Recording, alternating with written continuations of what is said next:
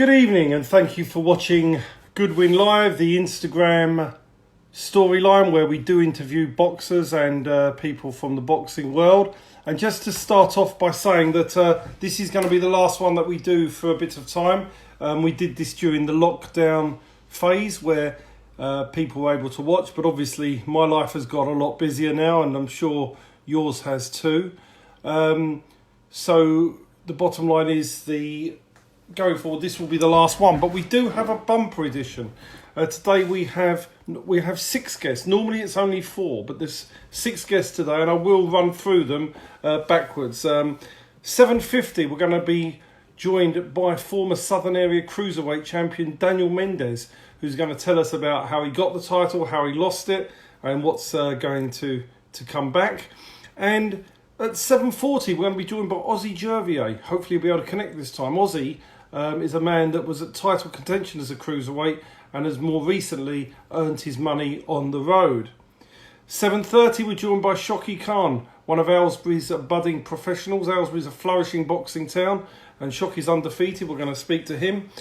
And 7:20, we're joined by A.D. Burden, another chap from Aylesbury, undefeated, and he's been out of the ring for a while. We're going to see what he's getting up to. 7:10, one of boxing's good guys, one of boxing's top trainers, and he comes with a massive amateur pedigree, and he's a trainer of, I believe, one of the best prospects out there, Dennis Wahome, and that's Dave Sadler. And hopefully we're going to be joined at 7 o'clock, if he's here, by a man that was due to fight for the English super featherweight title, Mr. Dennis Wahome. So let's see if Dennis is here. He is. Goes by the name of many. He must be very frustrated, so let's have a chat with Dennis and see what he's been getting up to. Yes. How are you, Dennis? You're right, yeah? Not bad. What have you been up to? Nothing. I just got back in from work a minute ago, so I'm just chilling. I was waiting for this. Oh, is it? So what have you been, work-wise, what are you doing? I do construction, like I do plumbing, so like private work, or I'm subcontracted to a firm at the moment as well. So luckily I've been able to stay busy. How long have you been doing the plumbing business? How long have you been doing that? I'd say about 6 years. 6 years now. Oh, really? So it's something. Yeah. So really, you're one of those guys. You've got a full-time job and you do the boxing around that. Yeah. I don't know if you've ever listened to any of the stories. Like boxing kind of just fell into what I was doing. So. Yeah, I've heard it, but tell everybody now what happened. Yeah, no, because I used to compete doing Olympic taekwondo, so I did like a couple international and national championships, and when I started doing boxing, it was just something just to keep busy and just to stay off from doing other stuff, and then I ended up liking it because I ended up doing some sparring down in Hayes, and then here I am now. Yeah. And you had a good amateur career, didn't you, as a boxer? Yeah. It was fun. It was actually really good. Yeah, I finished my career with Zav, who's now my pro trainer now, my pro training coach. So I finished my career with him. And how many amateurs did you have? I think it was 26. Yeah, 26. And how do you feel your professional career has gone so far?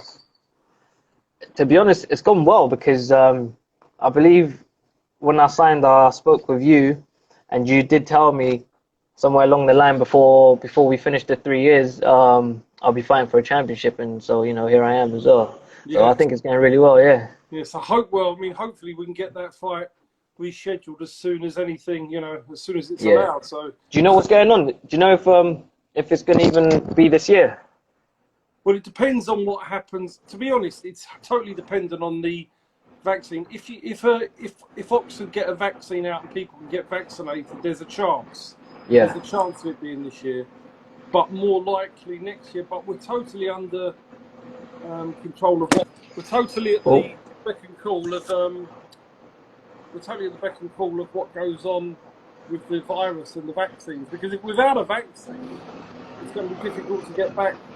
Yeah. To get back, but it's hard for everybody. Even the big promoters are going to struggle. They need crowds.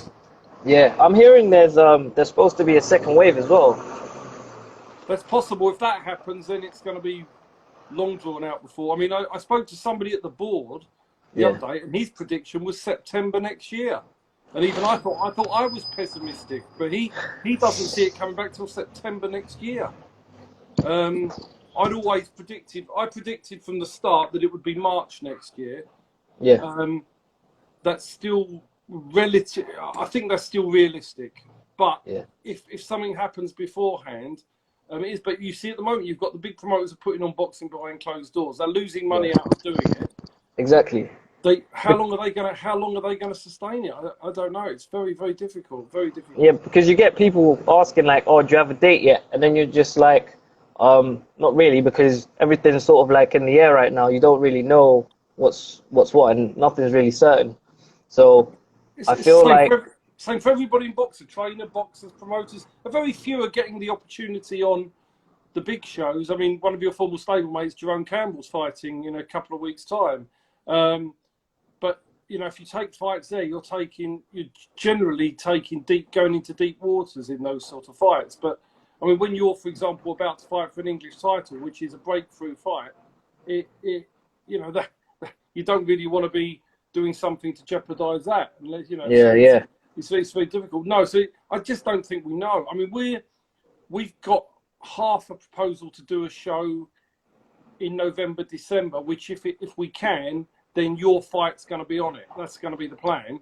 But that would have to, the vaccine would have to have come to the rescue, and there'll have to be limited crowds allowed and something like that. But there is a chance that we can do something in November time, and that's what how we're would that working work? towards. And there's only a few fights, but your fight will be one of those that we tried to do that for. So Okay. With the whole with the crowds, how would that work then? Would it only be like minimal or something? yeah, I mean, I think what may happen is, because they're talking about opening up Premiership football in October. Once they start letting crowds go in, they might say, right, you can have a small venue with 400 in or 500 in. Oh, yeah. But it then depends on whether the boxing board want all these tests done. Apparently, from what we hear from the big promoters, what they're asking promoters to do is costing 25 grand. Well, you're not going to do that without TV revenue. Yeah, exactly. So you're going to need there to be a vaccination out there that's going to help people, where people are going to be allowed to go for a certain amount of numbers. Otherwise, we're all stuck. But everybody's in the same boat. People, boxers, and people that are involved. I mean, so many people in boxing have lost their jobs. Boxers are sort of, verging on retiring because they don't know what's going on.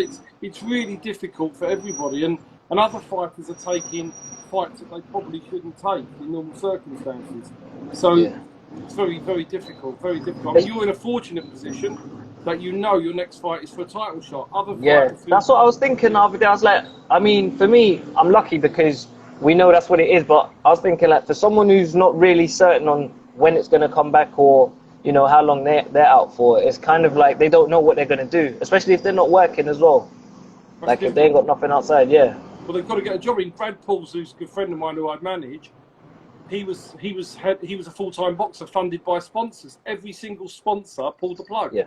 So he's had to go to get a job now, and when he gets back to normal, the sponsors will refund him. It's very difficult for a lot of people out there, and really hard. But but again, nobody knows what's going to happen. As you say, if there's a second wave, there will be no boxing this year behind, apart from the major thing. So, I mean, I'm very hopeful that this vaccine is going to work, from what I understand. So, based on that, I think there's an outside chance of doing the show this year, and a very good chance of doing shows at the beginning part of next year. And I think that's realistic. So there's not going to be anything before then, before September or October. Do you reckon they're going to make the boxers get vaccinated as well?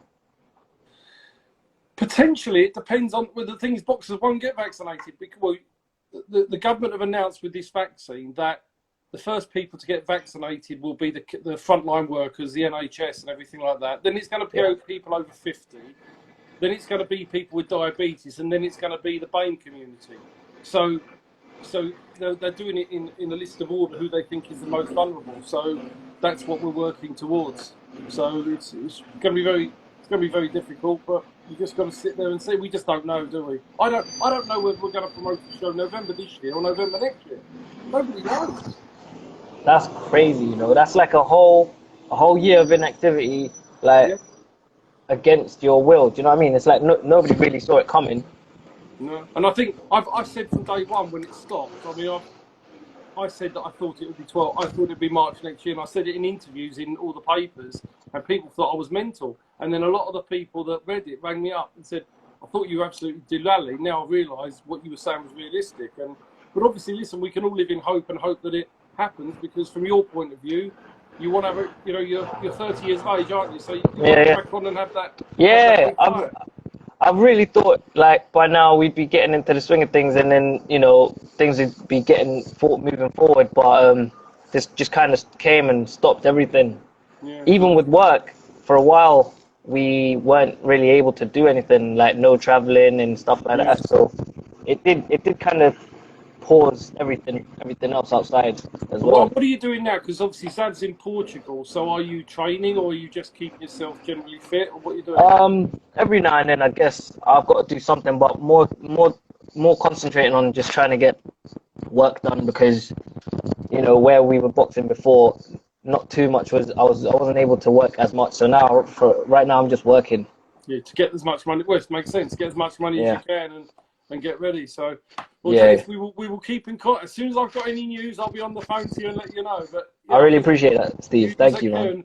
And now I know when I've got a plumbing problem where to come. Yeah, hit me up. I'll give you a good one. I'll see you later. Thanks a lot. Yeah. Look after yourself. Take care. You too, man. Take care, See you. mate. Cheers, bye. And that's Dennis Wahome, very, very talented young man, big punch, and he's in line for a very big fight with Liam Dillon for the English super featherweight title. So we're going to now look for Dave Sadler, young man from Essex, who he is.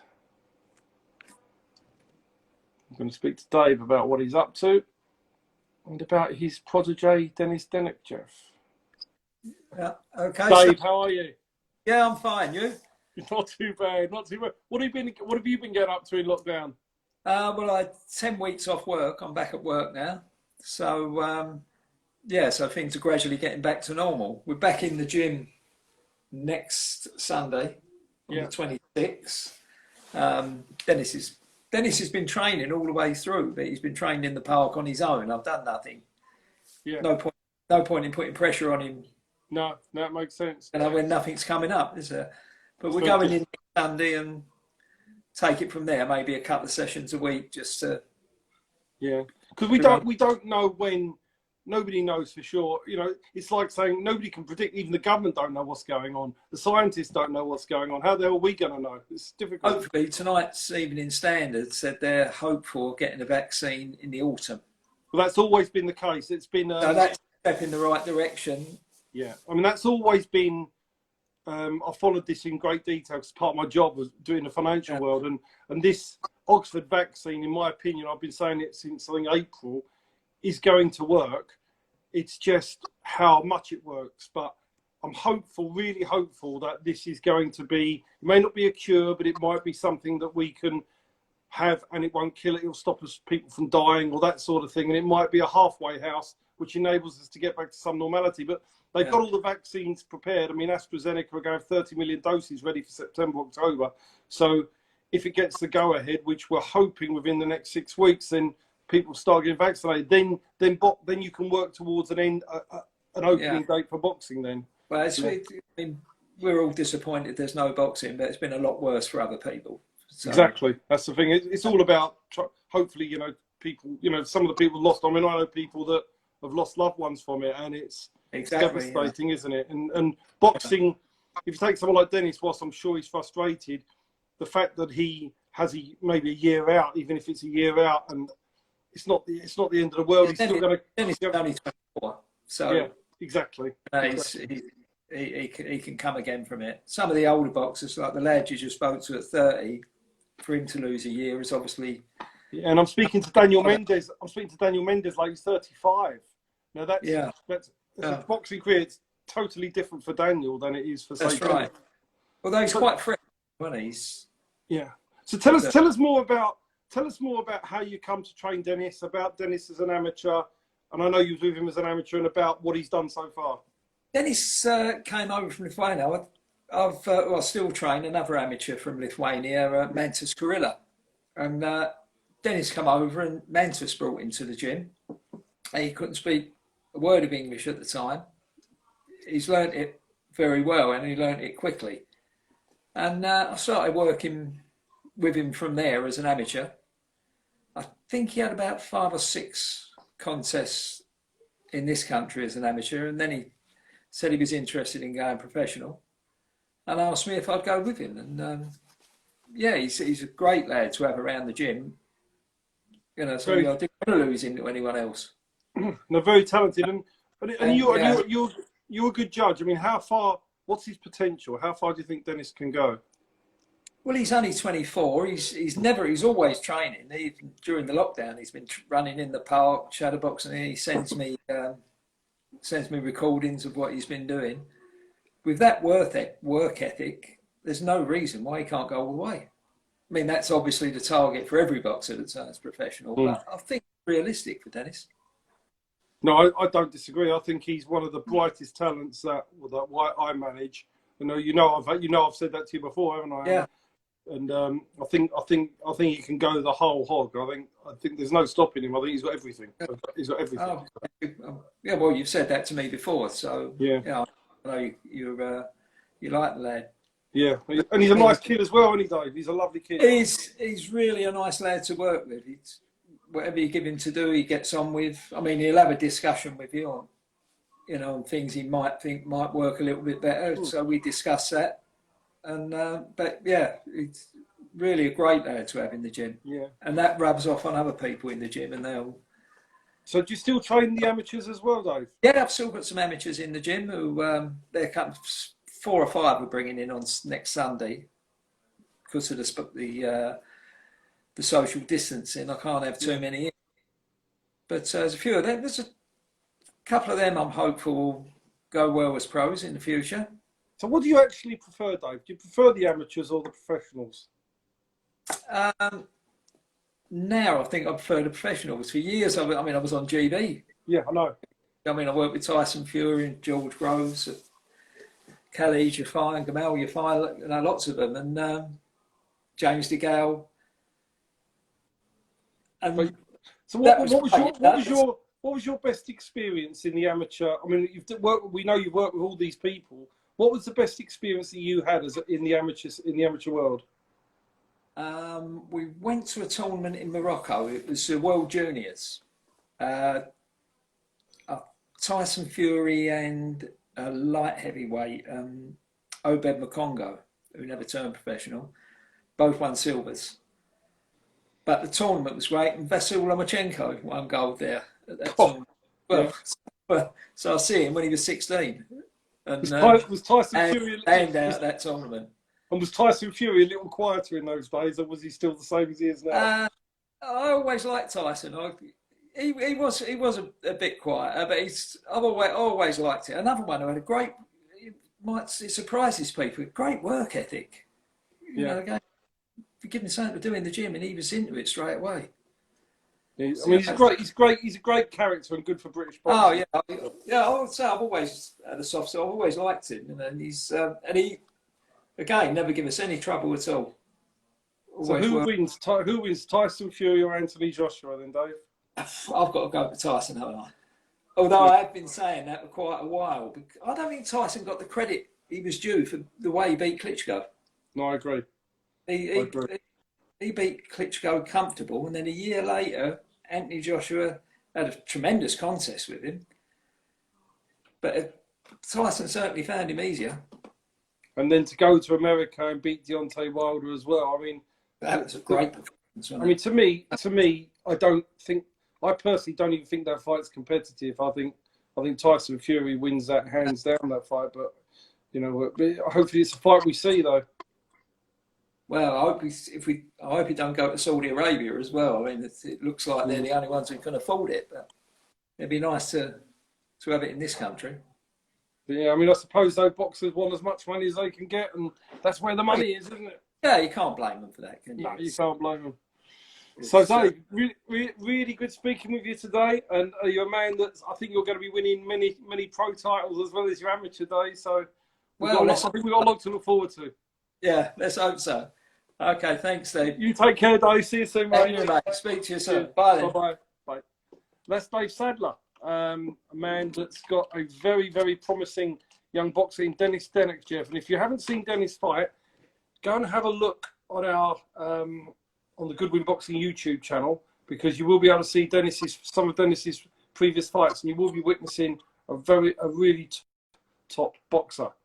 So now we're going to deal with somebody who I have a very, very big soft spot for. He's a man that turned professional in 2016. He hasn't fought, though, for a year and a half now, and coming up for 2 years.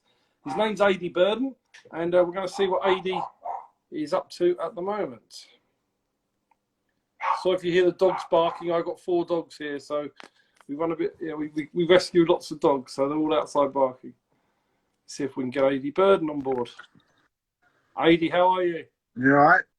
Not bad. How are you? Yeah, I'm not bad. I'm good. What's life like for you in lockdown? Boring. Don't really do anything. It's not bad now. You're allowed to go out, but when you weren't allowed out, just stuck in your house 24/7. Yeah. So have you two sort of done any training or anything like that in the meantime, or just? I've been done a bit of running. I've joined back up with Josh Burnham, so when I can get back to the gym, I'm going to go back down to the gym with him. And I got one last little crack at it, so yeah. My injuries are all healed up now as well. So that's the key, because that's what hindered you before. I mean, Josh has got a good little setup there, and some good fighters in that gym, hasn't he? So it's a good place to go. Yeah. Yeah, he's got a lot of people joined him now. Yeah. So no, he's doing all right down there. So he's doing all right. Yeah. So it's, what are you doing work-wise? You at work at the moment, or is that quite? I went back. I did stop work for about 6 weeks, which obviously being self-employed ain't great. Yeah. But now I'm back at work now. I'm doing a different job. I'm doing scaffolding now. Oh, you're doing that, yeah? So build my strength up a little bit that way. Yeah. So I mean, have you missed not fighting? Because for you like to fight, and the fact you haven't been in the ring for nearly 2 years now, isn't it? Yeah, it's different. Mad. It's mad. I really want to, obviously, I do really want to get back to it as soon as I can. Obviously, I've got a few things that are going on, like with my my life. I've got things that I'm doing and stuff. So, but as soon as like Small Hall can come back, I'm gonna obviously get straight back into it. Yeah. And then fight again as much as I can.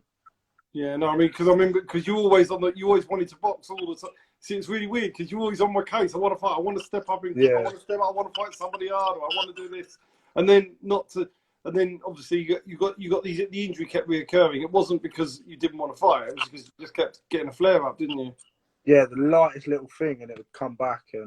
But I've had probably nearly a year now of just letting it relax. So hopefully, fingers crossed, it'll be all right. Yeah. So you'll be getting there. So you're still living in Aylesbury? Is that still your home? Yeah, still my home.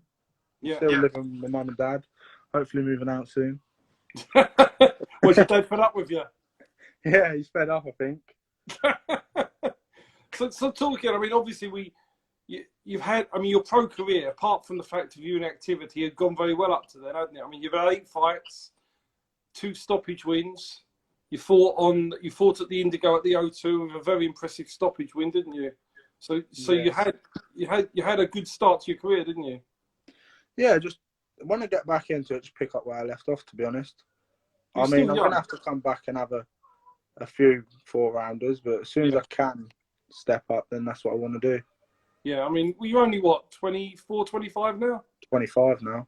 25? You're still a baby. Still a baby. Nah, not compared to some of the people. They turn pro at like 18. Yeah, but I mean, what they say at your weight, you hit your peak at 28 to 30, so the best is yet to come. But it's, I think you just got to pick up, get a few more warm-ups, and then go in. I mean, you're not a million miles away out for fighting for titles, so that's for sure. Yeah, no, I just gotta shake the rust off, really. Yeah, like I said, by the time the Small Hall comes back from the lockdown, it's going to be 2 years since I boxed over. Yeah, so I just gotta shake all the rust off, and then. Have you missed it? Yeah, even more so now, knowing that you can't do it because of lockdown. Yeah. Then, obviously, when I was injured and not being able to do it, now I can do it, and there's the lockdown. Yeah, you do miss it a lot more than normally. Yeah. So talking about your career going forward, what are your aspirations? What do you think you can go and win? What titles are you after, and what do you want out of the sport? Whatever I can have, to be honest. I don't mind. You know me, I'll fight anyone. If I get offered a good fight and it interests me, why not take it? I don't mind. Yeah. So, but you want to start off southern area and then win that, and then see where you go from there. Yeah, let's go traditional route if I can, and start off trying to pick up everyone I can. My aim from the start was to win as many titles as I can. So that is still the aim. Yeah. So Shocki Khan, who's also from your area, he's got the same trainer as well, hasn't he? You're both Josh's, aren't you? So do you know each other quite well now, or did you ever? No, we knew each other anyways. We boxed at the same gym in Aylesbury as amateurs for a little bit, so we knew obviously each other before then. Yeah. So he's another talented kid as well. So it's all, well, you just got to keep going. I mean, we can't. Nobody knows when we're going to be back. We just got to grin and bear it and wait for the world to calm down. And it's all going to depend on the medical science. So we'll just have to see how things. I don't understand how it happened. To be honest, it just all of a sudden he was in lockdown. That was it. It's finished. Yeah, it's been bad for a lot of people. It's not for people like you, because not being funny. Even Josh says the same. My Josh, he says, if I get it, I've got more chance of getting it by a car probably than dying from it. But in reality, it's what you can do and how you can carry it to other people, like your parents and stuff like that, isn't it? That's the risk. So that's what we've got to live with. So just hope it can all be sorted out and cured, and we can get back to some sort of normality. So it's a lot more normal than it was, though. You're allowed to actually go out for dinner and of course, have a bit of a normal life again now. Of course. Well, hopefully 2021 you'll be winning your first title. That's the plan. It's still got to be the plan, hasn't it? So that's it. And I just got to keep myself in the gym and keep fit. Keep build that momentum back up again like you were doing before you got injured, really, isn't it? So see how it all goes. Great, lady. Thanks for speaking to us tonight. Really good to catch up with you. You look after yourself, and I will see you soon, mate. Yeah, I'll see you soon. See you there. Take care, mate. Bye. Bye. That's Aidy Burden, and one of Aidy, we were just talking about one of his gym friends and gym associates is Shocki Khan, another man from Aylesbury. So we're going to speak to young Shocki, if we can find him on here.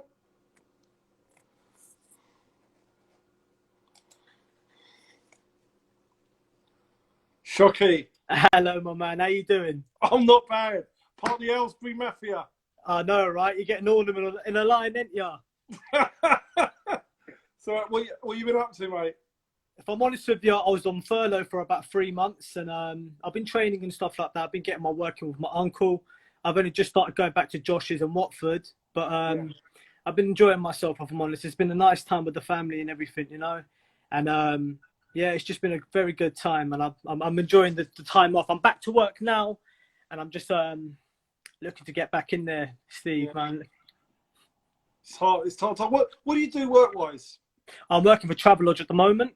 Yeah. So literally just on the emails at the moment, and it's all right. It's a little bit of something, and it's got to be done. But again, it's like at the moment, it's the difficulty is the only opportunities boxers are getting generally are as opponents for the top kids from the big promoters, which on many occasions it's not worth doing. So you've just got to be patient and sit and wait for it all to come through. Because at the moment, it's so difficult, and it's hard for you because nobody can say to you, oh well, you'll be boxing here, you'll be boxing there. This is the plan. This is what you're going to do. This is how often you're fighting, and that's the frustrating bit, isn't it? It must be frustrating for you. No, it is. But obviously, only with one fight as well. So I need you, obviously, yourself to build me up as we've had the plan and everything. So I totally respect that. And I know this is obviously unforeseen circumstances. So I know it's not within your control or my control. So hopefully we'll leave it to God, and hopefully everything will be back to normal soon. Yeah. And I always want a big shout out to obviously Josh as well, my uncle Anab. They've been obviously smashing it for me during this time as well. And obviously before that, I was supposed to fight on the 21st, wasn't I? I know. Yeah, I know. 1 week before, I should have jumped on that the 14th, shouldn't I? I should have. Yeah. You offered it to me. But I was like, nah, I'll leave it another week. I know, because I was very concerned that the 21st could be in jeopardy of what was going on. So we was trying to. I think a couple of people did jump shows, and they jumped back a week, and and they thought, it's so difficult. It was, but I understand why people didn't want to change. But that 21st show was always going to be a problem. I mean, Linus Udofia was topping the bill, wasn't it? It was a really good. No, of course. It was a good show, and it was a really good show, and it's just a shame. But anyway, we're working on things behind the scenes. We're not just doing nothing. So we just got to keep going and see what we can do. But it's frustrating for everybody because we're governed by the British Boxing Board of Control, and all they're doing at the moment is saying behind closed doors and procedures that are going to cost 25 grand. So that's just not practical unless you've got massive TV money, is it? So many boxers are just not fighting. It's really hard. Of course. Yeah, I understand the situation and everything like that. And obviously, I'm itching to fight. I've been training. My weight's a little bit high at the moment, about 75, but obviously I'll get down to 69, no issue. And it is what it is. But as long as I keep training and I keep it up on my side, I'm just ready for waiting for your call as well. Yeah, so I mean, as soon as I know anything, you'll know. I'll be on the phone. I'll be the first phone call, won't I, Steve? You'll be one of the first. One of the first. I'll do it geographically out. That's probably the fairest way to do it. So tell us about what you did before you turned pro. I was just an amateur boxer for quite a while. I had a decent amount of amateur fights. I had 25, 30 odd ABA fights, and I had quite a few unlicensed fights. I went into Queensbury as well for a bit, a couple of fights there.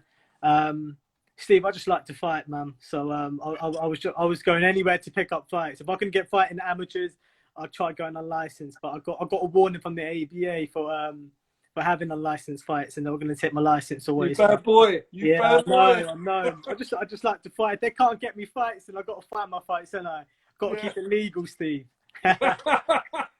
Well, hopefully when we get back next year, we'll be, or if it is next year, we never know, it might be this year, but probably next year, we just have to get some momentum going and build it fast. It'll be a very active year, God willing. That's the main. Yeah. How do you think people will be about going back to things like sporting events?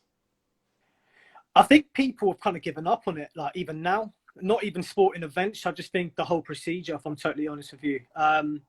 Obviously, the government are doing what they've got to do, and I totally respect the procedures and the guidelines and stuff like that. But I think sporting events, I don't think would be an issue, if I'm totally honest with you. I see more people. Obviously, a lot of people were off work, but there were so many people out and everything. So the first day of obviously shopping again, there was queues everywhere. So I personally don't see an issue for obviously selling tickets or anything like that. And let's just hope it's soon, Steve. Yeah, I know. We'll work. We got things. If there's remotely a chance of getting the show done this year, we'll do one.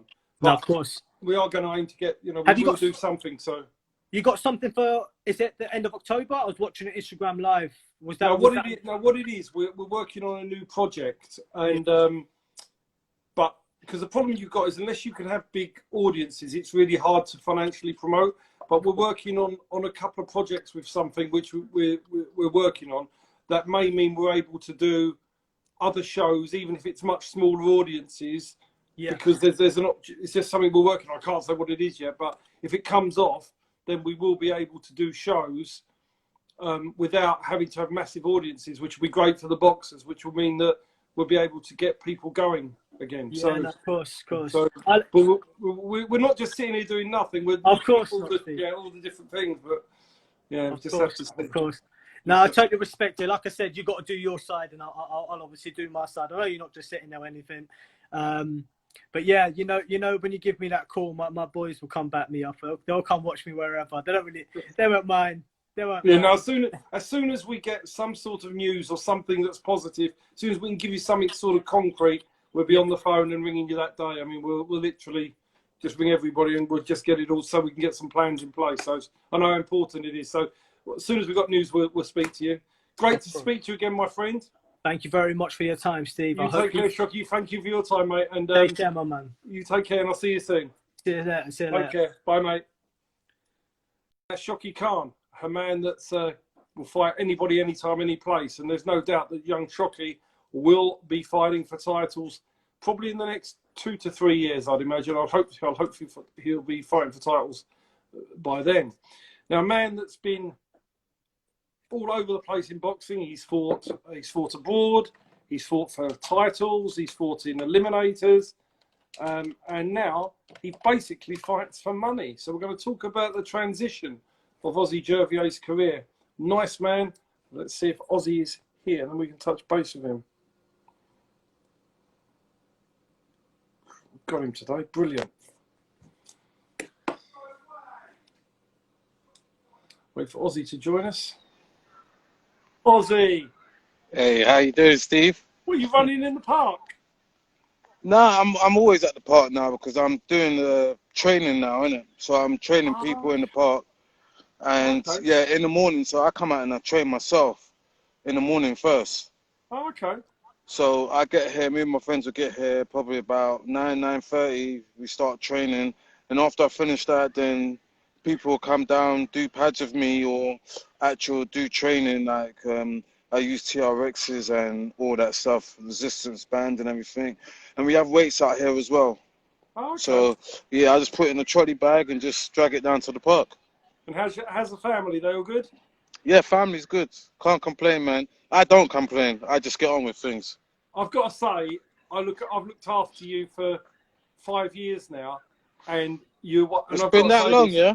It's been that long, and you are, and I've got to say it to you, you are one of the most pleasurable people that I've ever looked after in boxing.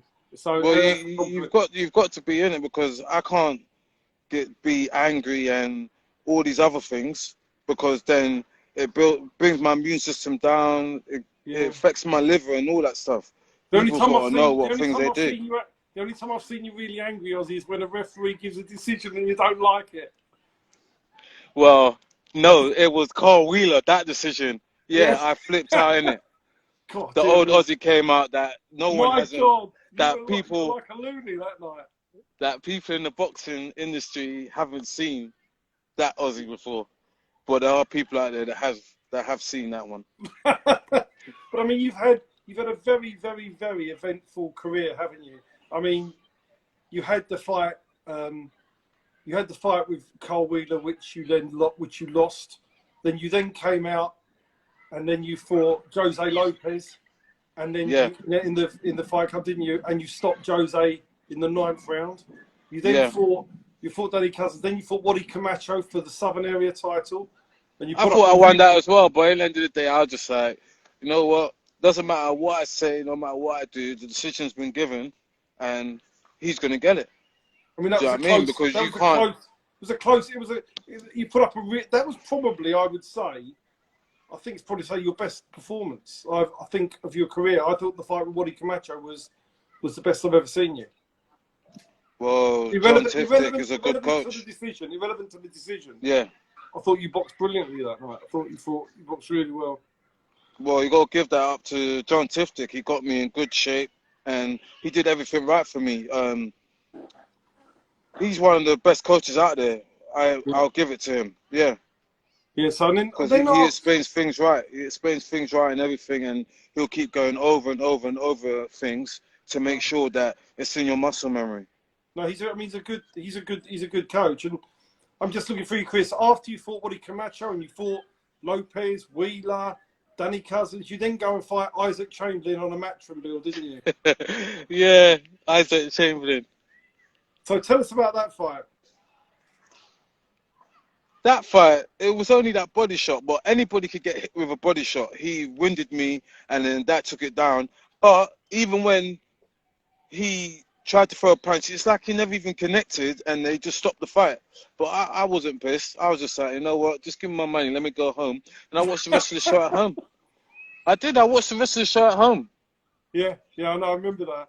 But then after that, you come back again, you think, right, I'm going to roll my sleeves up, I'm going to go and get a couple of wins. You looked impressive in beating Mendes and Tony Bilic. And then you're back in the title mix, and then you took on a very hard fight in Dion Juma, didn't you? Dion Juma, that was, I knew it would be a hard fight, but that was like the hardest one.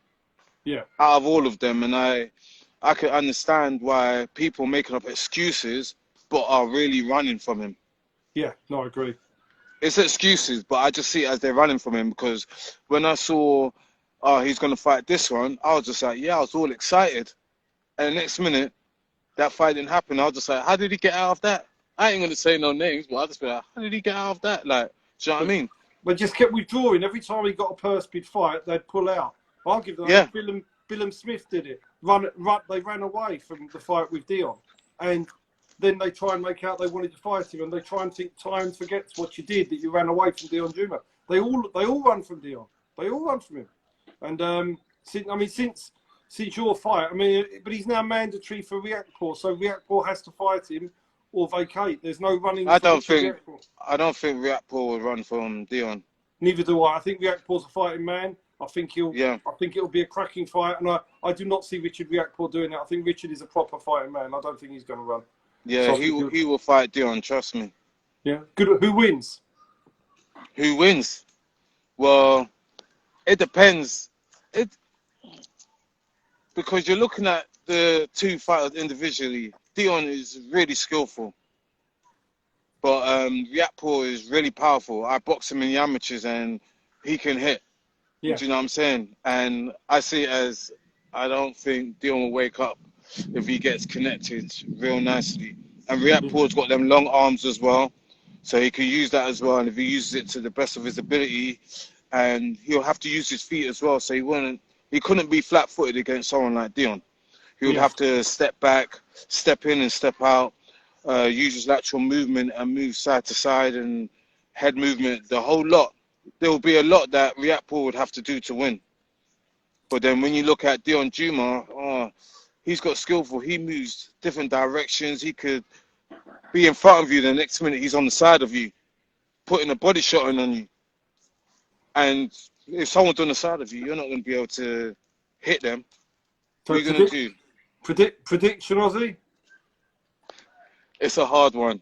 Because if Richard goes out there and does what he has to do, then he wins. But if Dion's a person that he goes out there and he doesn't care what you've got. Yeah. He only cares about what he's going to do. And that's what he cares about. Because I know Dion, we were amateurs together and everything, and Dion was straight away just, it's about me, innit? Dion's a person, it's all about him, and that's what it's gonna be about. It's gonna be all about him. Yeah.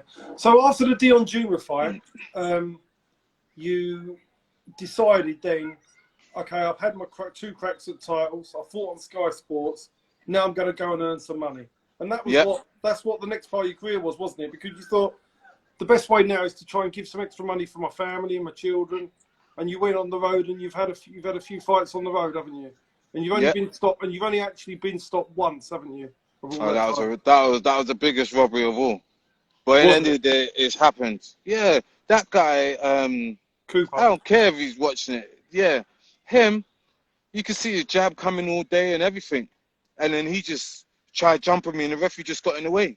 I could see his jab coming all day. I could see every shot coming.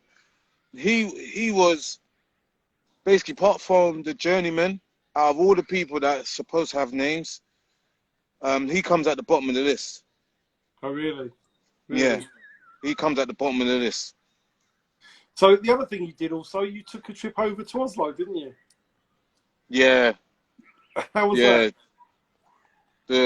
Norway's nice. Norway's a nice place, nice people. I even met English people over there as well. I had conversation with them, and they said they've been there for 20 years. They come here for holiday and just stayed. The country was a nice place, and the people was nice, and the way they treated me, I think it was a Sutherland show, innit? Sutherland's, yeah. Yeah, the way they treated me was nice as well.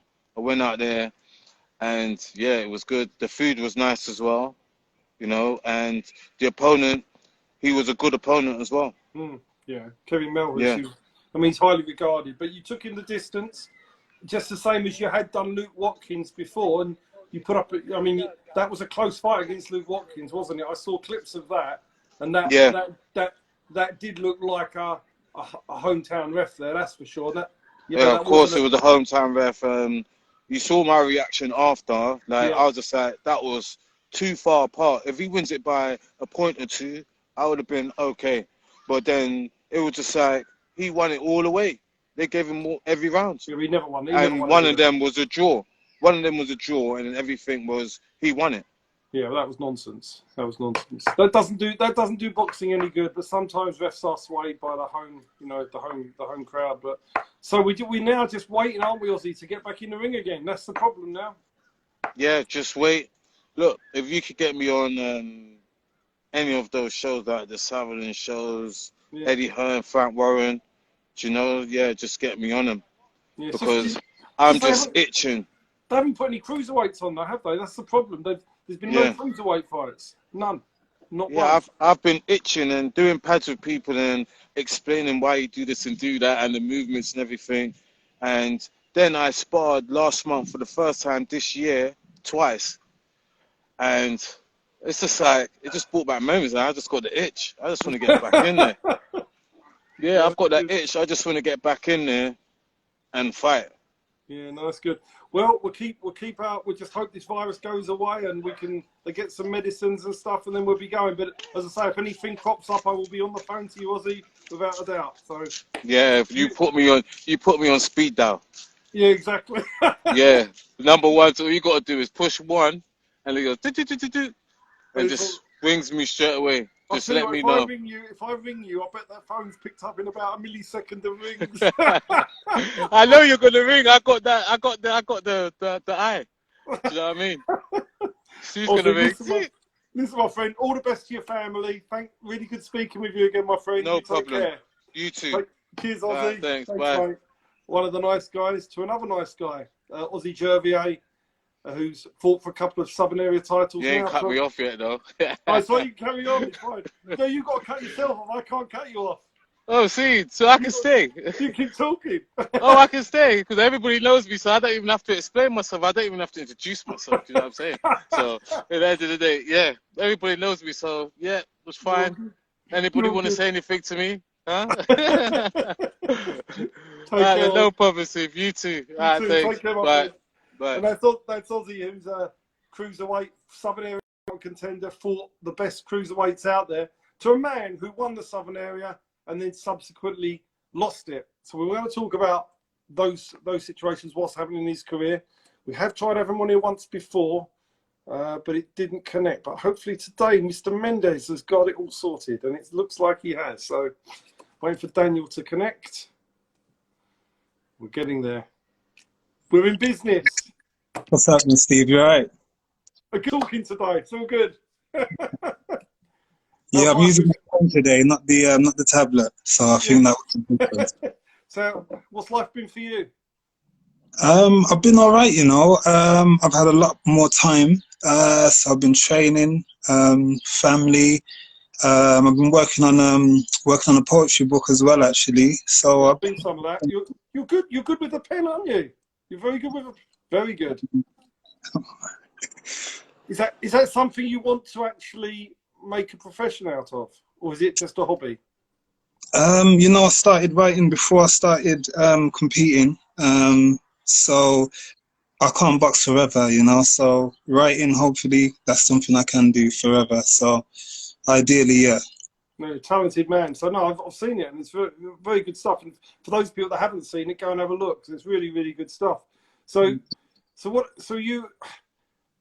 I mean, this is more frustrating, probably a period for you than it is. We're talking to people that are like in their early 20s, but for you, this is a time when you were looking for really big major fights, and then COVID came and just totally knocked it out for you. So it must be extremely frustrating for you at the moment.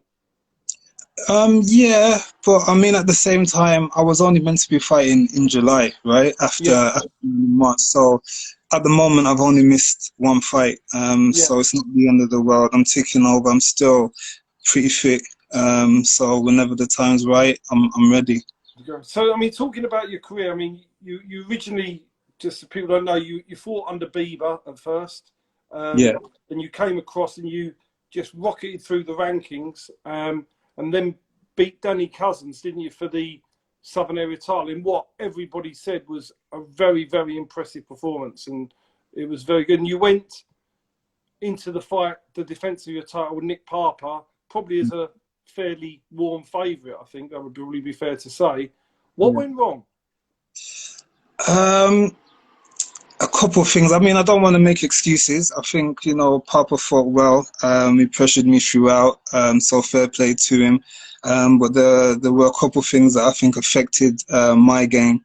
I mean, the heat was probably one of them. I am asthmatic, and my GP tells me in extreme heat or extreme cold, it can affect me. So maybe it was that, because there's like no aircon. It was like one of the hottest days. Yeah, you know. But I'm not making no excuses. Papa thought, well, if we could do it again, you know, I would love to, but I don't think that's going to happen.